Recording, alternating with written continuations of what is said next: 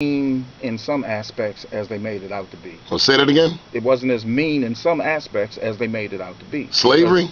Because it took a people who were disenfranchised, spread, and at war with each other on their continent, and brought them together in a situation where they had to become brothers whether they wanted to or not.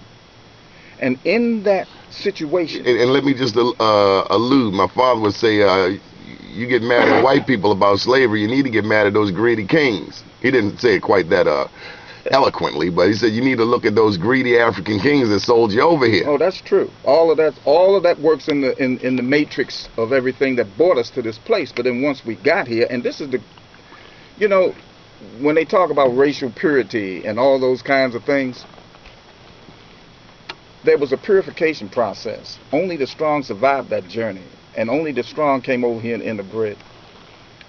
And so we end up with a people who are psychologically and physically superior, but don't realize it and don't act on it. So as we talk about the pain and healing of the black community, you would suggest that we at least have some type of historical understanding of where a lot of this pain comes from. Truth be told, a lot of us have not healed.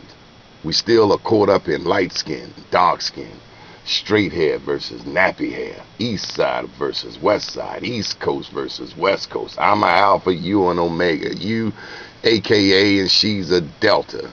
This divide and conquer. I think the minister Louis Farrakhan called it Willie Lynch. Well, Willie Lynch gave a process for how to keep a slave, and it had nothing to do with a chain. See, I always have to tell people this. Tell them again.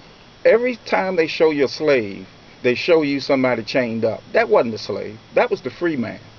Because you have to put chains on a man to know where he's been and where he has to get to. He's going to break a chain and get away. A slave doesn't even try to escape because he thinks he belongs in that situation. So he does nothing to change it. Newsflash, slavery is over. You are now free to move about the country. Plus, we got a black president. We're going to go to the phone lines. Let's hear from Byron.